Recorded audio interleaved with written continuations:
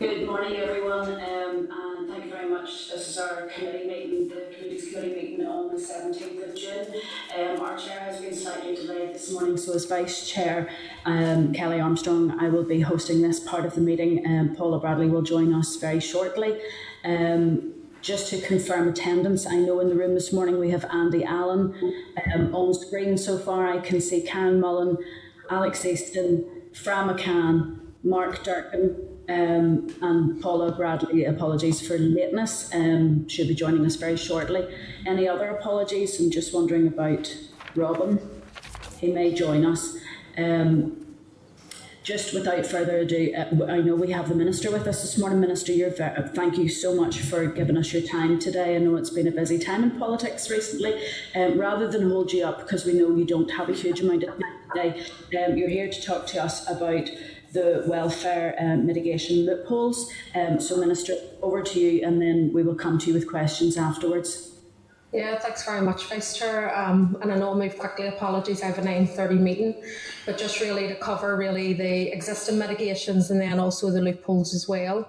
And obviously, just to acknowledge from the outset, I mean, I can completely understand the frustration of the committee in terms of the progress of the welfare mitigation legislation, and indeed, I share the frustration of the committee as well. And I know a lot of other people do also who may be listening in. But as you'll know, obviously over the last 16 months, there's been a continued response to the COVID pandemic, and obviously that's placed challenges right across all of the departments of government and indeed the Assembly as a whole. And obviously, regrettably, this has resulted in an unavoidable delay in moving forward with the extension and the review of the mitigations package. And I know we've spoke about that previously. However, I just want to reiterate here and now my absolute commitment in terms of completing this work as quickly as possible, and again without further delay. And as you'll know, the existing mitigation schemes, the statutory end of those was in March of last year. There was the cliff edge and the campaign that went on, and obviously with the re-establishment of the institutions, extending those existing mitigations were contained within the New Decade New Approach Agreement.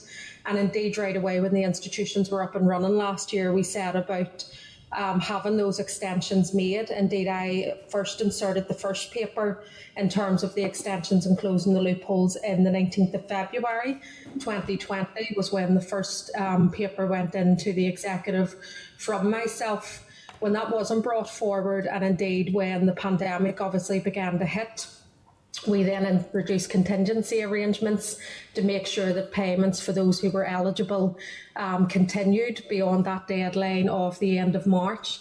And obviously those contingency arrangements and payments were able to be done through the Budget Act with the approval of the Department of Finance, and that position is still in place. Now that runs out on the 31st of December of this year. But again, to reassure people that that can be extended if needs be, to ensure that those payments will continue to run. In terms of the extension of the mitigation scheme, obviously that will require new primary and subordinate legislation, which must be approved by resolution of the Assembly. Now, again, we're looking, can that be done through accelerated passage? And I think there would be agreement from the executive once the paper is approved to do that, in terms of making sure that that's done. But as I said, those costs are continuing to be paid under the Budget Act, so nobody is falling in terms of the money that should be paid there. There is a draft bill in place that will provide for the extension of the social sector size criteria mitigation. And it has been prepared and shared with the executive, so that paper is already in the executive, as I've said. This will be introduced into the Assembly as soon as possible after agreement to proceed is secured.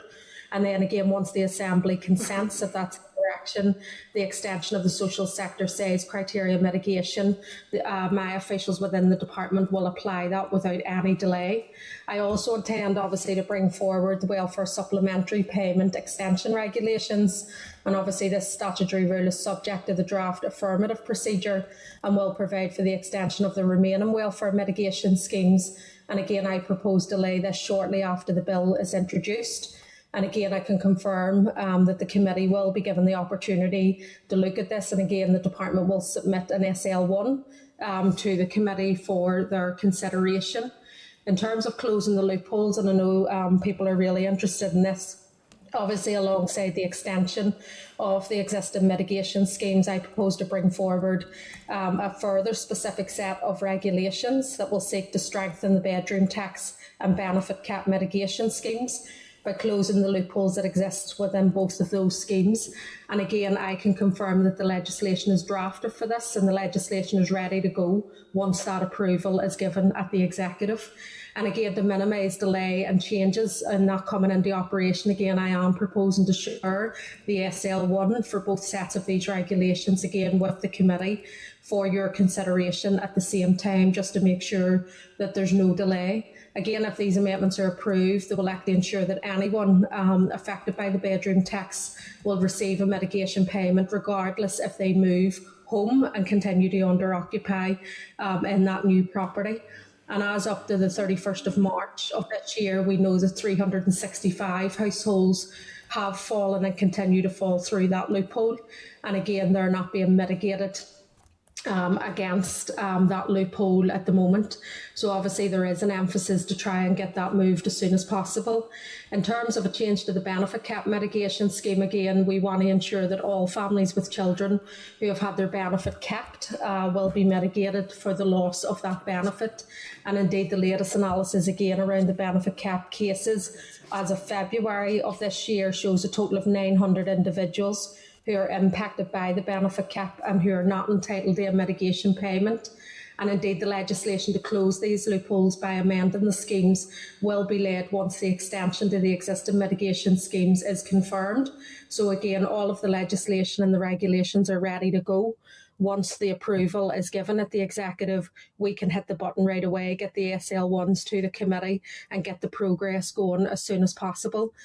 Again, I'm going to be proposing to bring forward two further sets of regulations. The first set of regulations will make further amendments to the existing mitigations legislation, and these amendments have been identified by staff within the department and are considered necessary. It's more around the effective administration of the mitigation scheme. And again, this is just ensuring, there has been learning from when the mitigations were first brought in 16-17. They were obviously brought in very quickly. There were a few bumps and blips and scenarios that were identified. And again, we're just amending regulations to ensure the smoother flowing of those existing mitigations to make sure that they can be done without any delays. The final set of regulations will provide a statutory basis for making mitigation payments to people claiming universal credit. And again, the legislation will extend the existing welfare mitigation schemes to cover universal credit and will largely affect people impacted by the bedroom tax and the benefit cap as well. And again, I want to just ensure that, the proposed changes will be shared again with yourselves to make sure that you have the opportunity to scrutinise the policy that's contained within the draft legislation as well. In terms of quickly, just in case it comes up, obviously the review of welfare mitigations, and I know there was a debate in the Assembly earlier this year in terms of this issue as well. Obviously, that was contained with a new decade, new approach, that there would be a review looking at the mitigations and looking at what new protections could be brought forward if the budget was committed and allowed for that. Obviously, again, I know there has been a frustration. There's been a delay in that around primarily because of COVID, the huge increase that we've seen in universal credit, and our focus at that time was to ensure that we could still maintain the existing services that we had. There's obviously a focus on getting these existing mitigations and closing the loopholes through. And again, I will be bringing forward very shortly just the panel, the independent expert panel in terms of doing that review. So I will be launching that soon. And as you will know, I've already launched an independent review panel, into the discretionary support, made up indeed of academics, of those who work in the advice sector, and also those who work in advice at the grassroots within a community setting as well. And they will hopefully conclude that review over the summer period. And then into around September, we'll be coming back with information on that again. So again, we're waiting. I have a list of times that I have raised this at the executive in terms of this legislation going through. I am hopeful. We've seen a breakthrough overnight in terms of having the nominations done for the First Minister's office. And hopefully with the executive, if a meeting is going to go ahead today, that we can then start to get this paper either today or as soon as possible placed on the agenda. I mean, I've reiterated to ministers around the table the importance. I've identified the numbers, the thousands of families that are impacted by not closing these loopholes at the moment, and to ensure that we provide those protections. And again, when you look at the data, it's women, it's single parents that are being affected. Again, we know that it's people who have been acutely affected by the pandemic as well, in terms of those who fall into poverty. And indeed, obviously, I want to move forward. We have the legislation and the regulations ready.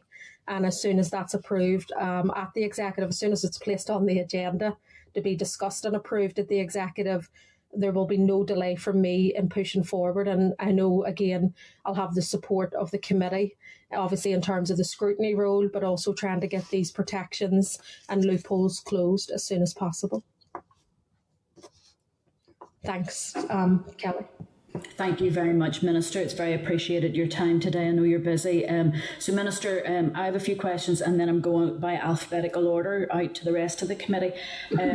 So just in the chair's role, I just wanted to ask you for clarification. So we have the welfare reform review happening and the loopholes. And the loopholes are what I want to ask you about this morning. We've obviously, Cliff Edge Coalition have been fantastic in updating everyone and keeping us abreast of the impacts that the loopholes are having on people.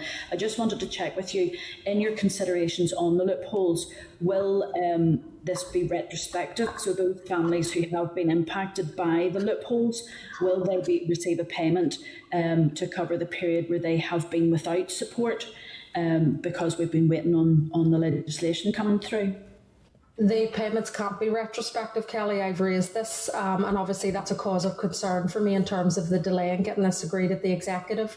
I tried to push to see if there was a way that we can give those families back the lost income that they should have rightly been receiving. As I've said, I've had this paper in from February last year and then various iterations of it.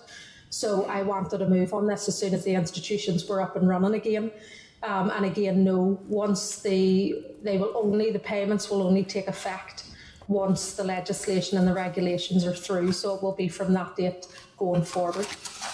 So it's imperative at this stage that legislation hits in as quickly as possible. And you know, as you've said, that the committee will back you 100% on that. And I think I would ask every single committee member here, go to your ministers and make sure that this is on the agenda. It's unforgivable not for it to be on the agenda. Disappointing, Minister. I would ask that, given that we know that there's thousands of people now in rent arrears. This will include some of our families who have been hit by the loopholes.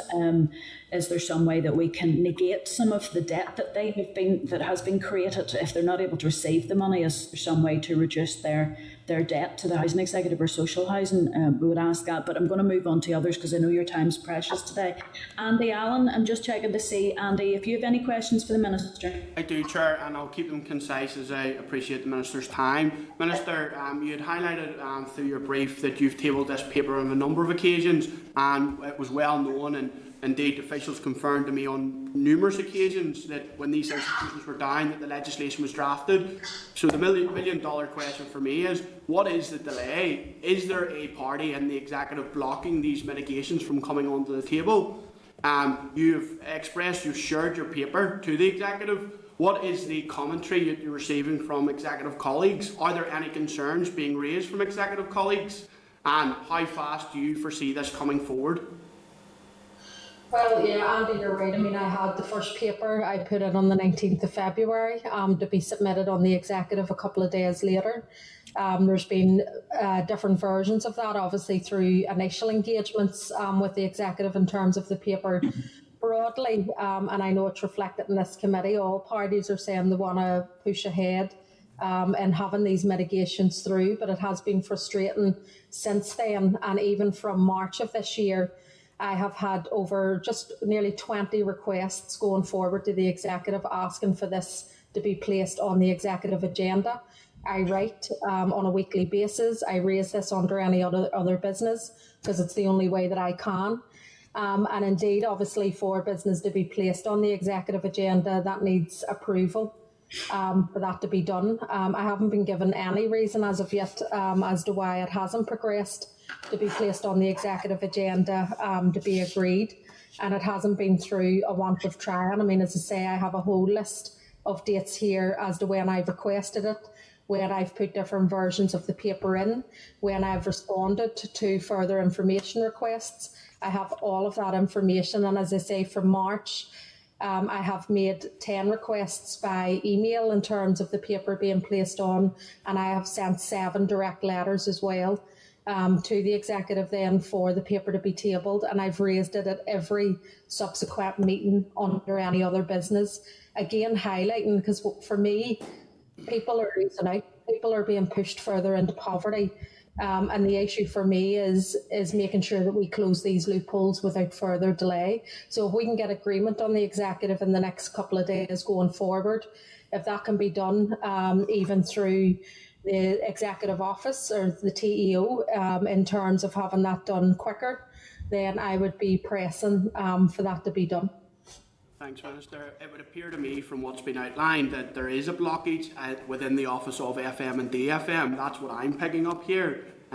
So if that is the case, it's unforgivable that a party is blocking this at the executive and not allowing it to come forward to be considered, and then thus far being introduced to the executive table. I can assure you that's not coming from my party in that respect.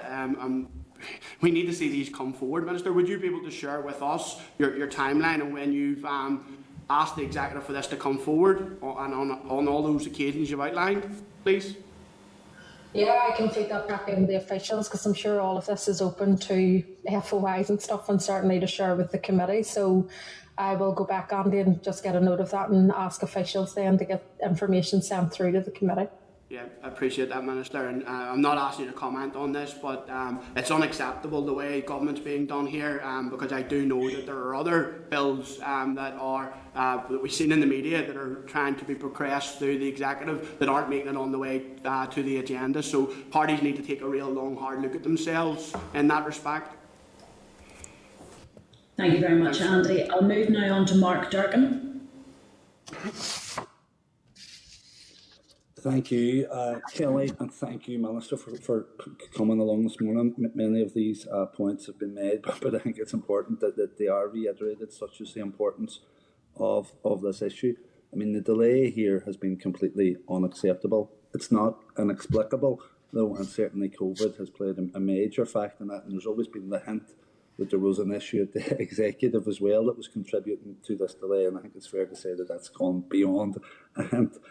This morning, Minister, you referred to the importance of the support for you to do this from the committee, and I'd like to again underline our support, or my support as a party, and I think you can hear from the members that have already spoken from the committee of our support, and I don't want to fall out with anyone else, but certainly if there's any additional work that we need to do to make this happen as quickly as possible, then as a committee I think we should be prepared to do that, even if that meant coming back at some point over the summer. Have you any idea, like, realistically, what is the quickest that this can happen? Is there any way, shape or form that this legislation can make it through before summer recess, even with accelerated passage? You mentioned there's something about TEO. I don't know, had you been thinking along the lines of urgent procedure, or even for something that's this important to so many people, would it be something you'd even consider an assembly recall over the summer? Yeah, no, well, Mark, thanks very much. And again, I know the committee, I mean, everybody on that committee is supportive in getting these through as soon as possible. And I know, I mean, that's why you have me here this morning, because you care about the issues. And I have looked if there's ways that we can do it. So if it is getting urgent procedure just to get the papers through the executive without having to wait another week for a potential other meeting. I know there was, ministers were in content with that. Again, the other issue then around the bedroom tax, in terms of the existing mitigations, we can do that through accelerated passage But what I'm getting from officials is in terms of the regulations and the loopholes that they have to take 6 weeks. There's no other way of avoiding that. Now, if there is a way the Assembly allows us to progress that over the summer, if we can get this moving as soon as possible, or at least the committee stages and all of that needs to be done, if there's a way that we can do that as quickly and they give the flexibility, and we'll have the extra week in July, then I will make myself available, no doubt about that, to try and get this through. Because as you rightly say, and we all know, families are losing money. I mean, they're losing hundreds of thousands of pounds and have been, and we just need to get these closed as quickly as possible. So I'll make myself available, Mark. I'll communicate to the committee in terms of the definitive timeline, but I know the regulations around closing the loopholes will take 6 weeks, and there's no way of shortening that. Because well, the delay, as you've quite rightly said, Minister, is costing people money and it's causing people hardship, and especially the fact that I accept that you've made efforts around the retrospective element, but that's been ruled out, and therefore the longer the delay, the greater the cost to people and families that can least afford it. Now, you did sound a wee bit optimistic there. I think you referred to it last night. A breakthrough haven't happened. And that's in direct negotiation with the UK government. I was just wondering, had this issue perhaps been raised with them as another, I suppose, commitment in the NDNA that the executive was having difficulty delivering? I'm not sure. I mean, I wasn't part of negotiations in terms of, I know obviously it's been raised in terms of the importance of getting this issue through. I suppose what I'm hopeful in a breakthrough with the re-establishment again, the executive getting up and running again, without further delay, then that we can progress this. So I know there has been discussions from all parties around the executive table on the need to put this forward to close the loopholes. So I suppose, I mean, I'm always the optimist. You have to be in this game, but I want to make sure that we try and progress this, and it is getting across, as you say, families are in hardship now, and it's because these loopholes are not closed. And we just all need to play our part in making sure that we can progress this as soon as possible. So, I mean, I'm willing to meet anybody, any time of the day or night. I'm willing to work over the summer, because I'll be there anyway in terms of trying to get the legislation through and the loopholes closed. If there's flexibility within the Assembly to allow us to do that. And I know the committee will be in the same thought. Okay, thanks, Minister. Thank you very much, Minister. I'll move now to Alex Easton, and then I know, Fra, you have your hand up. I know we only have a few minutes left with the Minister, Alex, so if I could ask you to be brief to let Fra come in as well before the Minister needs to go. Thank you. Thank you, Deputy Chair. Thanks for your presentation this morning, Minister. You certainly have my support to move this forward as quick as possible. A bit surprised to hear about these delays, so that was news to me, but seem to be moving in the right direction now. Just to pick up a point that Kelly said, and I know I have to be quick, I'm just worried about these rent arrears. How are these families meant to pay these back if they're not going to be sorted out and done retrospectively for them, if you know what I mean? Well, it's just in terms of you can't make the payments. I mean, the legislation is just... the money can only be start from when the legislation and the regs are enacted. So I have tried to find ways of retrospectively paying it, and I'll continue to do that. But what I'm being told now legally is we can't. What we are doing is working with the Housing Executive, obviously, and through the Benefits Agency as well, Social Security Agency, in terms of identifying families. If families are in stress or struggle, to contact us to come forward. In terms of looking at those supports, I mean, obviously there is the discretionary support. We know there's additional support that can be done through the Housing Executive or with housing associations to ensure that anybody that's struggling financially, that we're working with them to try and support them. So we'll continue to do that. But what I could even do is just provide, I mean, I'll go back to the officials just in terms of those who are falling through the loopholes, and then get them to come back to you just with information of what we're trying to do to address any issues that those families are facing at the moment. So I'll get officials to provide the committee just with a written update on actions and steps that we're taking. Just very quickly, do you know how many families this might be affecting? And can you give a guarantee that no family will have proceedings against them to remove them from their home because of these potential rent arrears because of this? Can you give us some guarantees on that? The bedroom tax one, Alex, then as of the 31st of March, there are 365 households that have fallen through that loophole. So that's the number of households as of March. I'll try and get more up-to-date figures that have fallen through that that loophole. As I say, I'll come back to you then just with more information in terms of any of those families that have fallen into arrears or are struggling. Again, we'll need to go and do a bit of work around that, and then I'll give a commitment now that we'll come back either in writing or to the committee just to give an update on the support that we're offering to any of those families that are affected. Yeah, I'd hate to see anybody being evicted, so okay. Thank you, Chair. Thank you very much, Fra and Karen. I have you both next. To be brief, I would like to start off by thanking the Minister for the information here this morning. I actually remember her the first time she spoke within the Assembly, and keying that was the whole mitigations thing, especially in around the bedroom tax. So thanks for the information. The second point, and I've raised it a number of times at committee, that there's quite a lot of information that the Minister has given us this morning on the delays, the dates, and I think again, and that we need to be sending off a letter on behalf of the whole committee, just saying that we are gravely concerned that the continued delay in movement to bring us to head. All of us have been for months now asking what the delay is. I think the Minister's been very clear that it's certainly not at her doorstep, and I've said again in the past that knowing the Minister that she's totally committed to bringing in the type of change that's required to make life easier for people. Thank you, Chair. Thank you, Fra and Karen. Thank you, Deputy Chair. It's been covered, so the questions that I wanted to ask, so I'll not repeat it. I know we're short for time. I want to thank the Minister for her commitment and hard work around the mitigation package. It will be shocking and disappointing for many who are listening here today and those who are suffering financially and being further pushed into poverty. When we hear the all-party support from committee members in this committee every week, to hear that one party seems to be delaying the legislation, this vital legislation, the clock is ticking, and we need this on the executive agenda as soon as possible. So again, Minister, I want to thank you for your hard work and drive in that, and I second Fred's proposal. Thank you, Minister. Thank you very much, Karen, and thank you very much, Minister.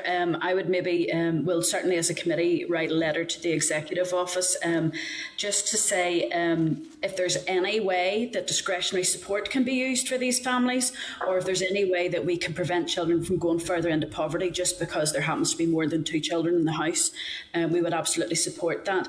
I think I can say to all here now, are you agreed to write a letter to the Executive Office to ask for the delay, why there's a delay and why this hasn't been helped or hasn't been brought through for the Minister? I think if just nods of heads would help. Yeah, thank you, folks. So we'll write off ministers to support you on that. If you can spell out to the Executive exactly how much money this is costing our families because of this delay, we will certainly back you on that. And I thank you very much for your time. I know we ran 3 minutes over, which wasn't too bad, but your time has been very much appreciated this morning. Thank you very much, Minister. Thanks very much, Kelly. And as I say, I'll get that follow-up information across to the committee. And again, I'm not sure what way the Assembly functions in terms of over the summer and coming back, but we'll scope that out, and I'm sure you will do the same. And if we can get it done over the summer as quickly, then I'll make myself available. Yeah. Thank you very much, Minister. Thank you. Thank you. Can I just, Kelly, I'm back in the room again. I've just arrived back in. So thank you so much for taking up there. And I just heard the very end of it. So I'm happy enough with those proposals. And if we do have to come back at any time, I'm more than happy to do that as well. I'll certainly be putting any pressure I can on to have that legislation put through sooner rather than later. Kelly, I don't know, did you get the first part done? Did you get who's in the room just? Yes, we did that. Can we move then on to agenda item 2, which is apologies. Do we have any apologies? No, okay. Now move on to chairperson's business. So members, following the consideration stage debate on the licensing and registration of clubs amendment bill, the department intends to table 23 amendments at further consideration stage scheduled for this Monday. The amendments are all technical in nature and do not make any changes to the policy direction or the decisions agreed in the House at consideration stage. The amendments refine those clauses which stand part of the bill to ensure they are both legally effective and practically possible to implement, and seek to improve the drafting of clauses and ensure their enforceability. Given that further consideration stage provides members a last opportunity to amend the bill, the Minister requests the support of the Committee for Communities for her amendments. Members, I'm conscious that the bill is no longer with us, so therefore it's not for us to debate it any further in this forum. But it's just the Minister asking us if we can support her amendments. So any comments? Are they content that the committee support this set of amendments? Content? Yeah? Chair, go ahead, can I Janice. just interject? The Bill Office emailed me just this morning, and my inbox has been playing up here, so I did ask for it to be emailed out, and I'm just looking for confirmation that Sean got that email, because my inbox has been saying full. No, right. We'll try. I've been frantically deleting emails. I will read out what the email says, okay, and then it will be circulated to members. It's nothing, don't panic, it's nothing untoward, but just a bit of an update. Can everybody hear me okay? Yeah, can everyone hear Janice? Yeah? Okay. There was a couple of changes from the letter provided by the bill team. Of particular note is the department's note to clause 22, minimum unit pricing. The department had proposed to take this out and insert a revised version later in the bill. However, the revised clause will now be inserted at the same point. So that is, it will stay at clause 22. It's just an important clarification, because the letter that they sent looks a wee bit confusing, because it looks like it's been taken out and put in somewhere else, but actually it's not. It's been put in at the same place. Also, clause 12 has been submerged into clause 11, and clause 34 has been amended to include secondary legislation making powers to amend the number of late-night authorisations for registered clubs. These were missing in the initial amendment that the department had tabled in response to our request for that. Remember, we had requested the regulation making powers. Andy Allen, I think you spotted that omission that Claire has advised me, so thank you. Firstly, similar to the minimum unit pricing amendment, the department is no longer leaving out clauses 24 and 25. Rather, they will be substituting them with the text in amendments 19 and 20 that they have provided to the committee. So I will email this round after the meeting anyway to make sure everybody has it. But that's just a bit of an update on the amendments. But what Chair says still stands. There is nothing to alarm the committee in the amendments. They are they are purely technical, redrafting, and to ensure that the clauses are practical in implementation. Okay, members, any comments you wish to make on that? Are we content then? They are certainly they are technical. I read through them last night. There doesn't seem to be any changes at all because of this. I'm happy enough to support the Minister's amendments. So just can I ask then, are the committee happy enough to support the Minister's amendments? Agreed. Yeah. Great. Okay then, that's fine. Then members, if I could move on into page 7, there's a note of our last stakeholders meeting which Kelly had chaired. So just to ask, are members content with that note that we're present at it? Yes. Yes, okay, thank you. And then, members, for your information, the Assembly Clerk for the Committee for the Executive Office has advised us that a joint meeting of the committees for TEO, Economy and Finance was held yesterday afternoon to discuss a number of cross-cutting issues, including the High Street Task Force, TU officials brought officials from the Department for Communities, accompanying them to support discussions on the matter. We had copied the raised paper on the High Street Task Force to the committee for the Executive Office, so it's just to inform members that that took place. I suppose just a little bit disappointed that we weren't invited along to that meeting also, but we can certainly write back and let them know that. Members, any comments on that? Or go ahead, Kelly.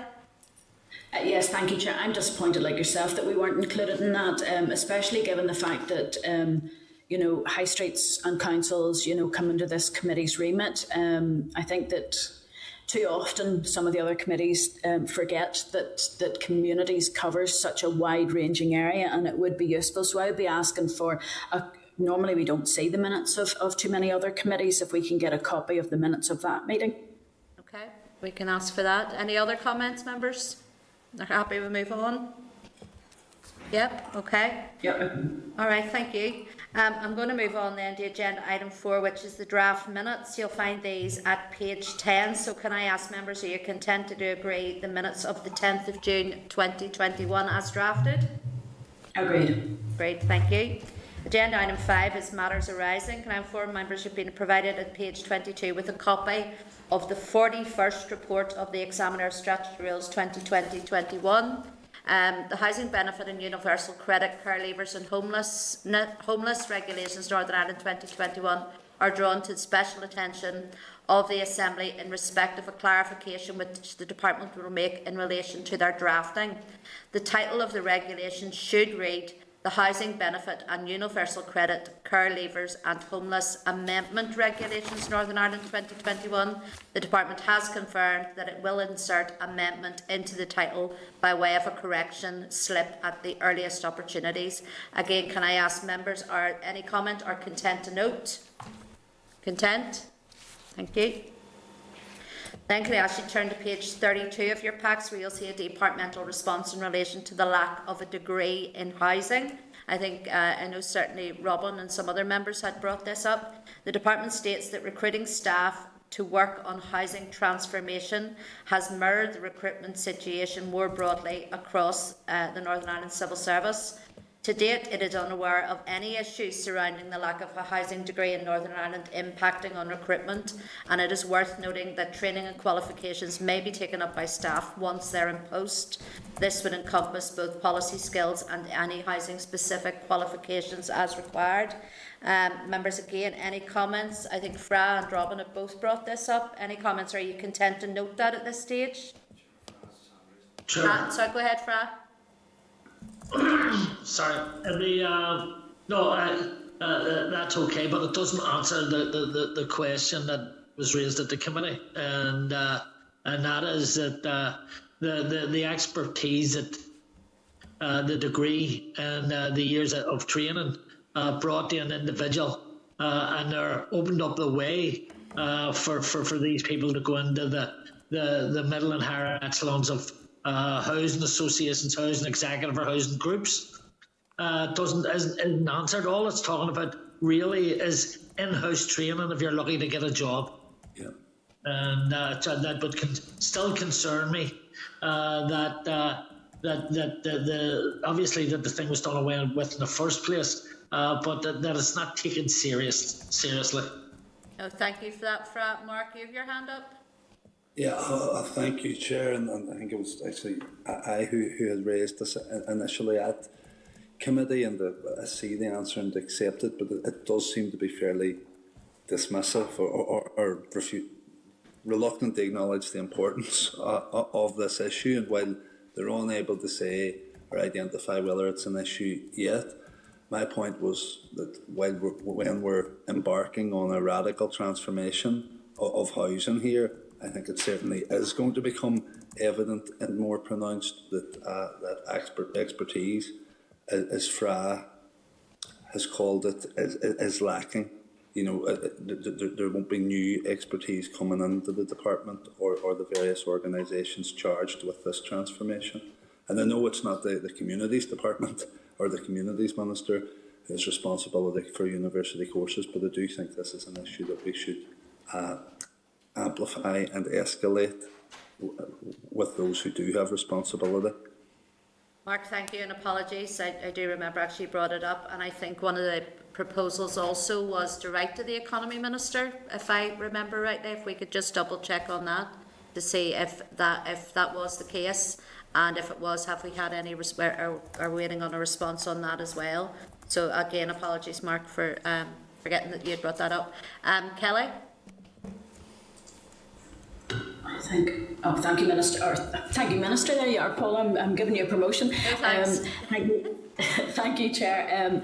I was actually going to say, I think that the wider implication of this just shows how much we need an outcome in the programme for government. For instance, we have councils who are bringing forward local development plans, community plans for a range of houses, not thinking about is the sewage system in place. We have more than just government officials that look at this. There's local government, there's developers, we could have innovative changes to the way that passive housing and environmentally friendly building techniques could be brought forward if there was a housing degree, and we could develop that. It just goes to show how much little consideration there is given to housing in Northern Ireland when we don't even have a higher education course on this. So I absolutely support your decision to write to the Economy Minister, and given the fact that I know that Mr Frew has a background in construction and electricity, and having worked with him in the all-party group in construction, I think that he would recognise that there's a gap there, and maybe will encourage those universities to take something forward. No, thank you, Kelly.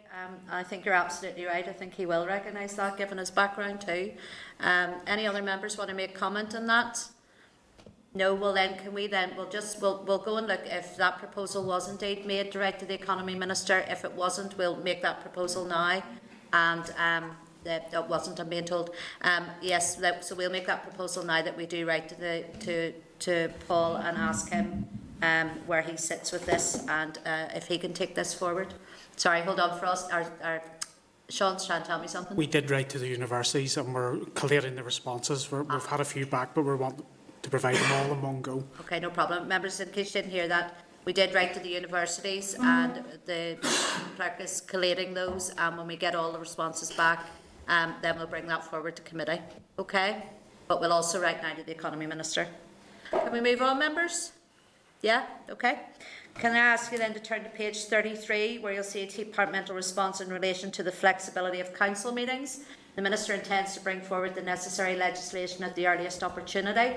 The Local Government Meetings and Performance Bill was introduced on the 14th of June and will proceed via accelerated passage to complete its assembly stages before the summer recess, coming into operation the day following Royal Assent.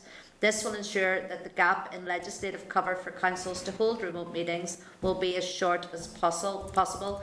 The provisional order papers for next week show that the motion for accelerated passage and the second stage are timetabled for next Tuesday, the 22nd of June. Again, members, any comments or content to note? Kelly, go ahead. I'm delighted that the Minister has taken this forward. To be honest, the other legislation ran out on the 7th of May. The one thing I would maybe say as a committee, we have a hybrid system in place for us for the Assembly, and I know that our procedures and I think it's just procedures in the Commission are looking at what we may do with a hybrid system moving forward, and particularly for parental leave and if someone's not well. But I think this is something that we should be pushing back to our Minister with, to say, right, okay, we've got these online meetings can take place, I believe that's for another 2 years, but I would like our Minister to consider, is there something that we can do here to help our colleagues within councils and their staff so that hybrid meetings can continue in the way that we're thinking about for the Assembly, to ensure that there is an option there that provides more family friendly working, that's not asking people to drive to very long distances to committee meetings at late o'clock or very early o'clock in the morning, and to allow parental leave and so on. I think that's something that our Minister has the ability to talk to councils about, and to bring that legislation in to improve hybrid options going forward. No, I think that's good proposals, Kelly. Anybody else want to any comment? Sure. Go ahead, Sinead. Yeah, no, listen, I don't disagree with what Kelly's saying, but I can only go on the feedback. Certainly I'm hearing from our own council group in Newry, Morning Down, and they're extremely keen to get back in person.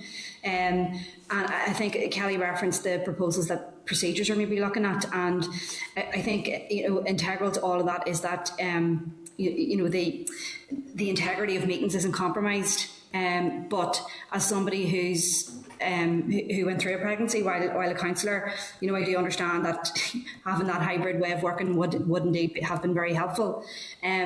So I don't disagree with what Kelly's saying, but I think we need to get more feedback from our counsellors right across the north, just to see what it is exactly they want and what they need. I think that are all good points. I think that needs to be scoped out. And it certainly does need to be led by the councils themselves, because they do know better what they need, and absolutely they should be included in all of this. And I don't think Kelly was saying any different to that anyway, that they should be included in any of that decision making. But I think it's good that if we can start those conversations. Yeah, okay, members, anybody else? Okay, we're going to move on then to page 34, where you'll see a departmental response in relation to the discretionary support review. The department has commenced a review of the discretionary support policy and operational delivery, and has now identified membership of the independent panel and has secured their participation. According to the response, the panel began their work on the week commencing the 7th of June. So at this stage, members, have you any comments? Are you content to note? Content? Yeah. Okay, thank you.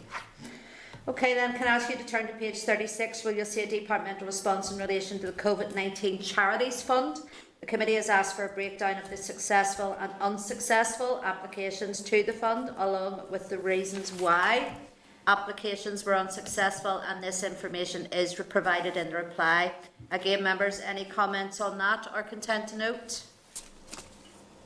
Content? Yes? Content, yeah. Yeah, thank you. Okay, members, I'm going to push you on then to page 69, where you'll see a departmental response in relation to community and voluntary sector gender budgeting. Gender budgeting by the NI Executive was raised in the report by the Expert Advisory Panel on the Gender Equality Strategy. It is therefore under consideration by the Gender Equality Co-Design and Cross-Departmental Groups for inclusion in the strategy, which is due to be published pending Executive approval in December 2021. The Department provides funding to support capacity building within the voluntary and community sector under a range of programmes. However, there is currently no specific focus on gender budgeting in terms of targets or outcomes. The Gender Equality Strategy position on gender budgeting will shape any future approach by the Department. Can I again then ask members, have you any comments or content to note? Kelly? Kelly, go ahead. Sorry, Chair, thank you. I was going to say, actually, as a follow-up to this, I absolutely appreciate the gender equality strategy will come forward and shape the way forward.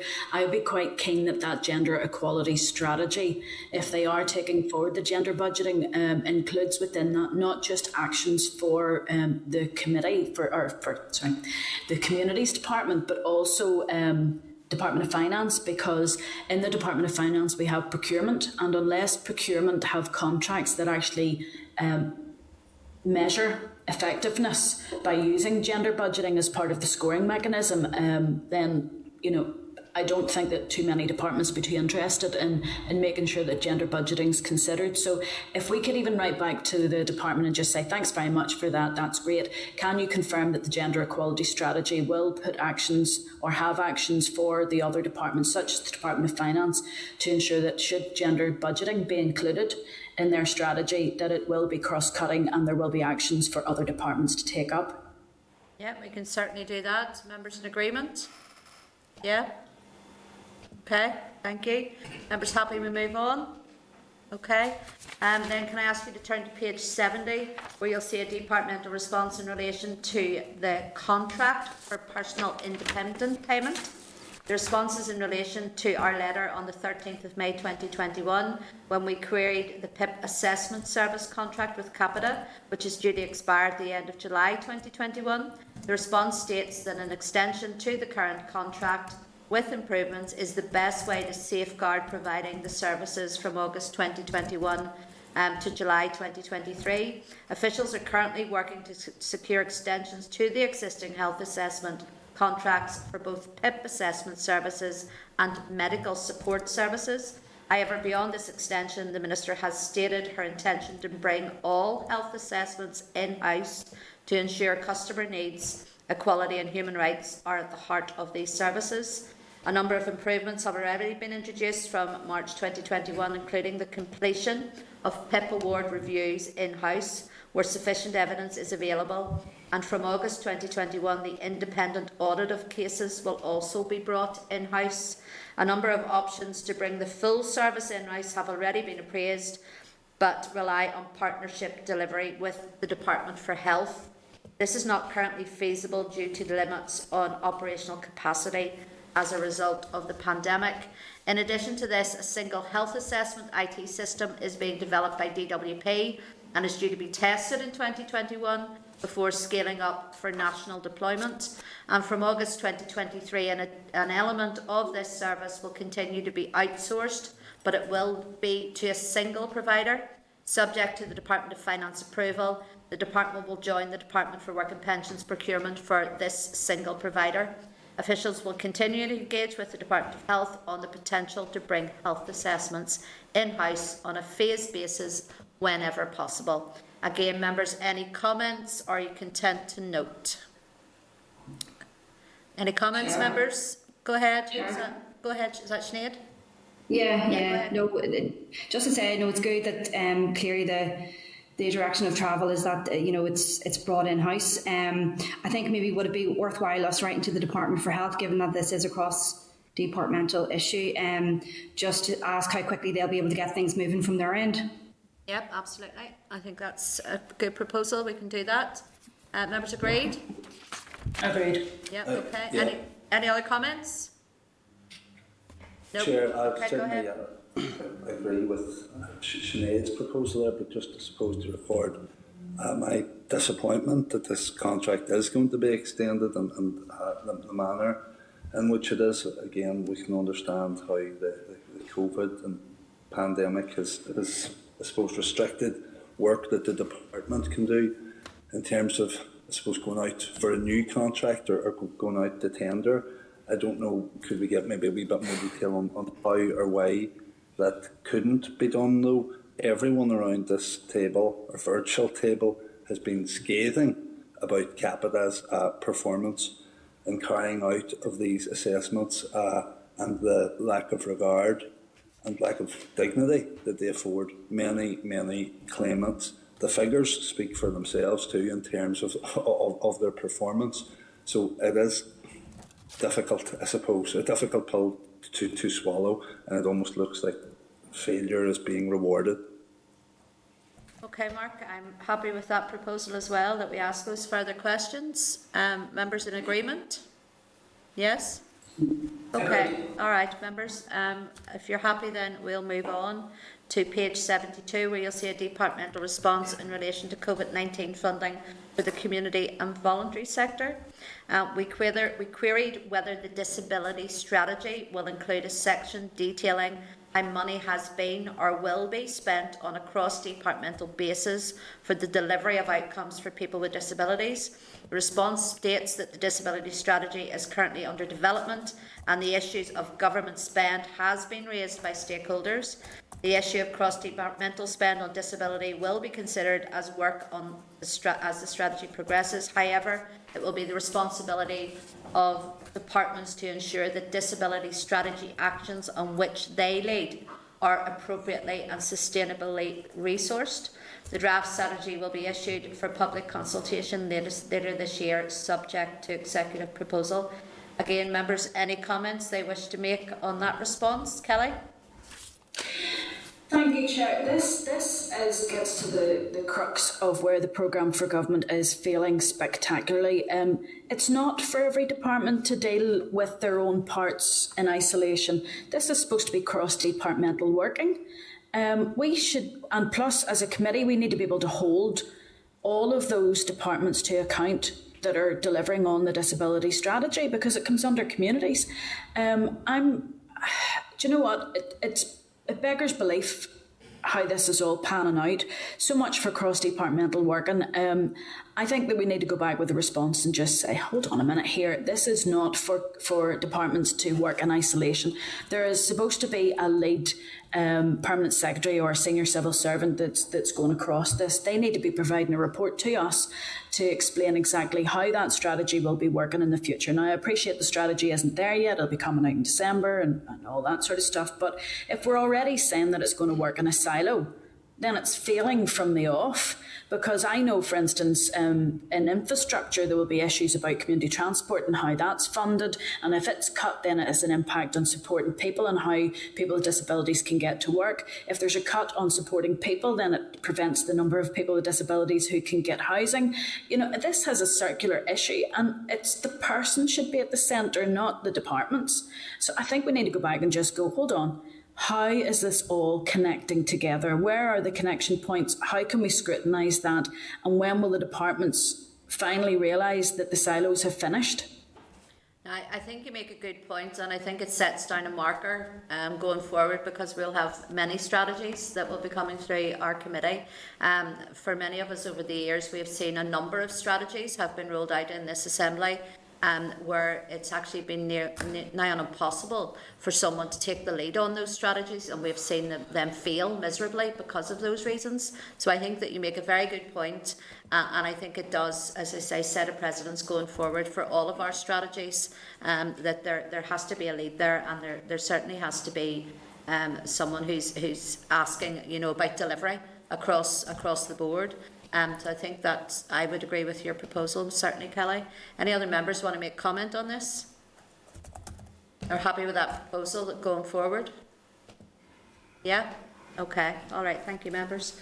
Okay, members, then can I inform you you've been provided at page 74 with a draft committee report on the Westminster Compensation London Capital Finance plc and Fraud Compensation Fund Bill in relation to the necessary legislative consent memorandum. Again, members, any comment are content to agree the report and order it that it is published? Agreed. Agreed. Thank you very much. Okay, members, we're going to just take a very short break at this stage. Can you just stay there, because I need to have a chat with you about something else. Thank you. Northern Ireland Assembly, Committee Room 29. Okay, members, welcome back. I'm going to propose at this stage that we move to agenda item 10, because we have now got plenary session will take place today, and there will be a number of meetings parties we'll be having before that. Are members in agreement that we move to agenda item 10? Yes. Agreed. Can I apologise then? I know that we have David Sales, Colette Toman, Jean McNulty, Gerard Murray and John Burns on the line. Can I apologise to all of you? We will reschedule and hopefully get you in with us next week if diaries permit. So thank you very much for waiting, and apologies. Members, we're going to move then on to agenda item 10, which is an SL1, the Housing Notification of Disposals and Mortgages Regulations NI 2021. You'll find a copy of this SL1 at page 125 of your pack. These regulations are being made under powers in the Housing Northern Ireland Order 1992 as amended by the Housing Amendment Act Northern Ireland 2020.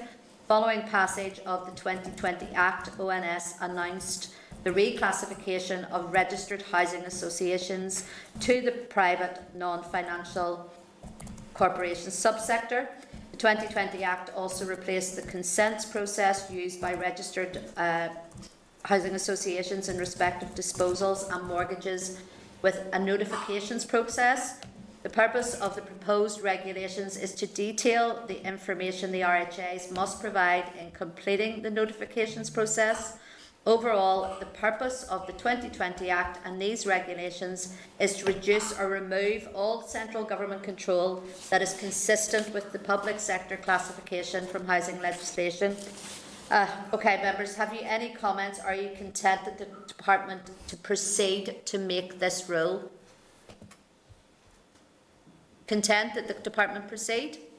Content. Okay, thank you. I'll then move you on to agenda item 11, which is... Sorry, go ahead, Mark. Go ahead, Mark. I'm content to do that, but it's kind of as an aside to that, and it is certainly linked to the termination of the right to buy in housing associations. I was just wondering, since that legislation was passed by the Assembly, and I know a notice period had been served, or there's a year wherein properties can still be sold by housing associations, is there any way of us getting data to see how many properties are being sold in that window? It's come to my attention, and I don't know if it's true. I genuinely haven't had time to check up on this, that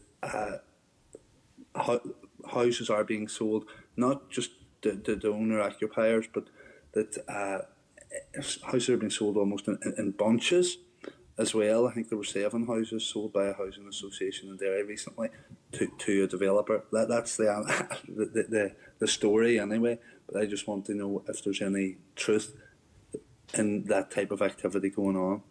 No, I think that's a good point, Mark. I haven't heard that myself, but certainly if that is true, which I don't doubt, I think we need that information on that, because the point of this was because of our lack of social housing. So it was, and to protect that social housing, so we can ask those questions. Andy? Just the point, surely, if 7 homes being sold to a developer would not be the house sales scheme. So if we can get definitive clarification on that, because certainly I wouldn't be familiar with that being the policy intent of a house sales scheme. No, you're quite right, Andy. It would be outside what the house sales scheme would be, but you see, I did caution at the time that by giving that year, and I can understand, of course, the need to afford occupiers or tenants, I suppose, the opportunity maybe to purchase their home, and that's what the Assembly wanted to do. But has it created a kind of a gold rush or a home rush where properties are being lost at an even more alarming and rapid rate to the social sector? But I'll do a bit more digging around that one I've raised as well. I probably should have done more digging before raising it. But certainly I'll have that done for next week. No, I don't think there's any problem in us actually writing off and asking those questions as well in tandem with what you're doing, Mark. Anyway, Fra, did you have your hand up? Did you want to speak?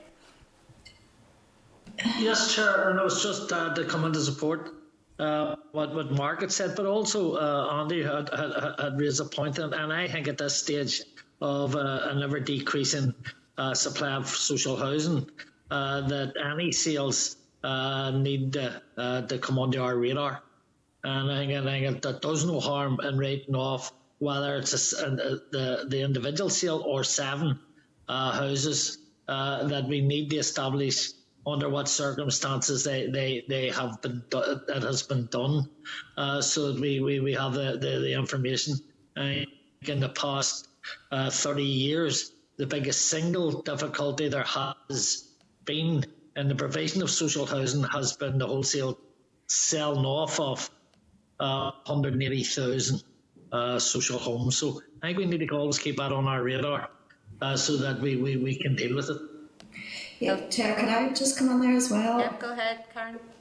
Chair, yeah, certainly we would definitely need clarity around that, because that would be very concerning in relation to what Mark was saying there. I know in my area, certainly there was a small number of houses, but they were sold from a developer to a housing association, which I very much welcomed, because I was afraid of how the developer or who else would own it would run them down maybe into the ground or whatever. So, but definitely would need to, that would be very worrying if that practice was starting to happen. So we definitely seek clarity on that. Thank you, Andy. Yeah, Chair. I have no difficulty in requesting the information. It's important that we as a committee and members have that information. The point I was making, I want to be clear on that, is it's important that we get the correct and accurate information so that we can make an informed decision on what is or isn't happening. No, thank you for that, Andy.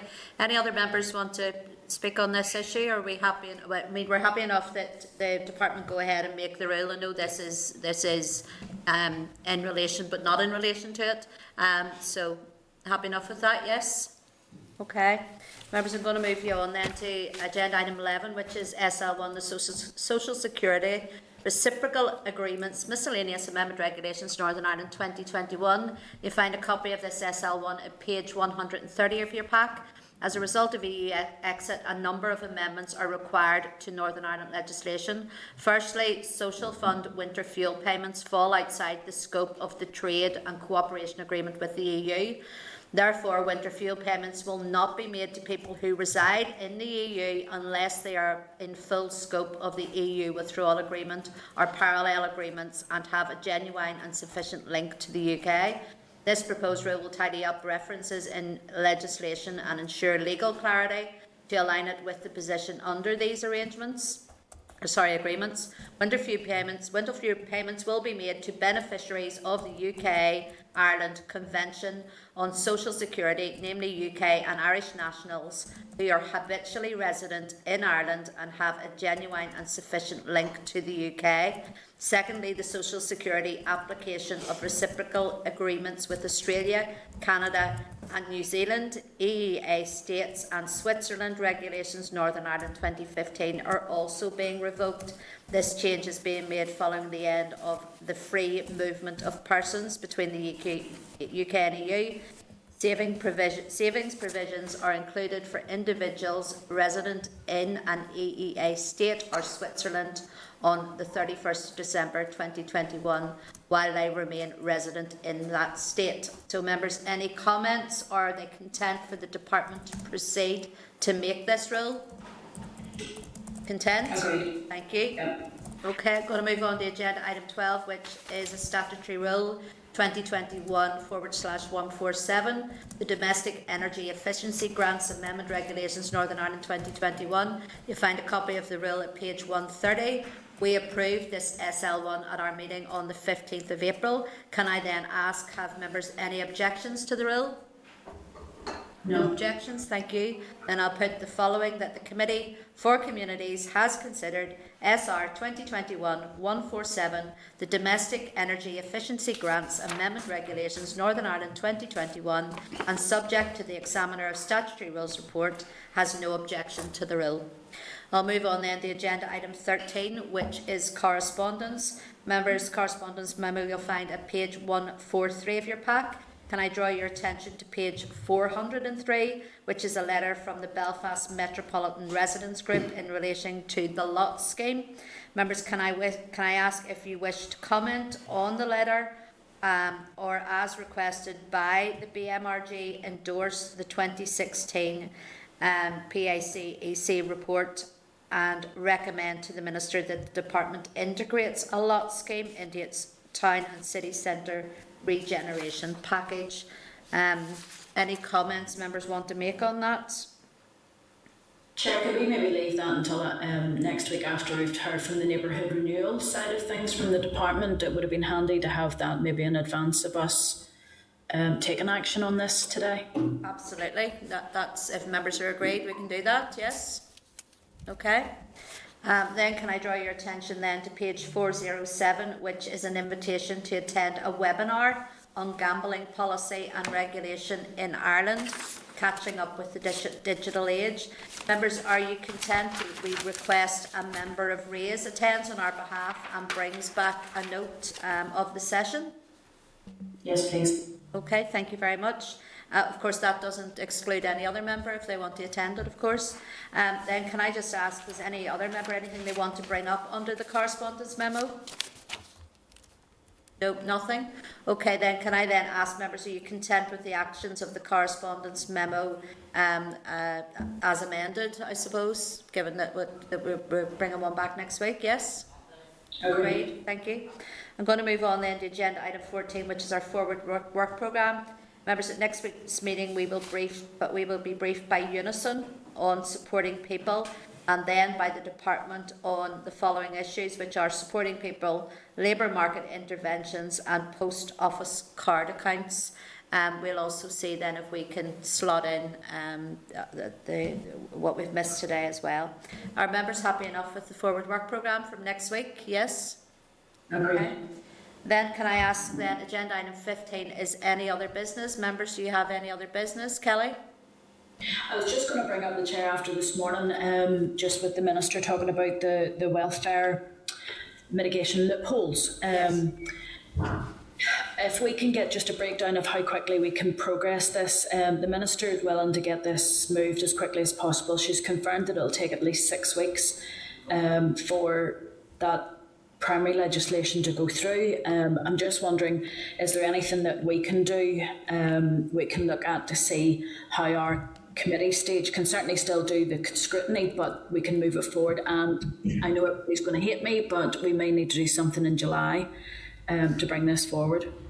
Yeah, I think we've made that commitment that if we do have to do reconvene over the summer, we will do that. So, but we can ask those questions, yes, certainly. Chair, yeah, go ahead, Robin. Sorry, can I just take you back to the previous item, Building Fire Safety Programme, NIHE Tower Block Action Plan? Yes. I know you've dealt with that, but Chair, it asks, the committee therefore agreed to write to the Department for Communities seeking confirmation. I wonder, could we, particularly around the NIHE Tower Block Action Plan, could we get a copy of the Department for Communities response? Okay, yeah, we can certainly do that, Robin. Yeah. Thank you, Chair. Thanks, Robin. Okay, any other business? Go ahead, Andy. Chair, can I come back to the issue Kelly raised? And I had hoped to get back in with the Minister, but I appreciate obviously time was of the essence and I didn't get in. The Minister highlighted obviously the concerning issue of the rent arrears, and obviously the mitigations can't be made retrospectively, and the Minister had looked at that. But given that those payments aren't being made, there will be an amount of that funding which has been allocated, to 42.8 million, that will potentially be lost. Can we ask the Minister and the Department what other solutions they're looking at in terms of workarounds? I know they need to address the wider rent arrears issue, but especially those within the mitigations loopholes who are missing out. Can the Department make grants of that funding to the Housing Association and the Housing Executive to clear those rent arrears? And then what steps are taken to look at supporting those outside of the mitigations in terms of rent arrears? Okay, no, I think that's a good point, and if there is money left over, it should be used to help those people. So yeah, we can ask that as well. Anything else members have under AOB? Are we happy to move on? Okay, members. Then agenda item 16 is date, time and location for next meeting. Members, our next meeting will take place next week, Thursday the 24th of June. I have a 9:30 a.m. start down here, but we will play that by ear. To see if we have any extra capacity next week. We may have to come in a little bit sooner or a little bit earlier than that. But members will keep you updated, and it will be here, all being well, in room 29. So thank you very much, members, for your time and patience today. Thank you. Thank you. 29. This is the Northern Ireland Assembly, Committee Room 29.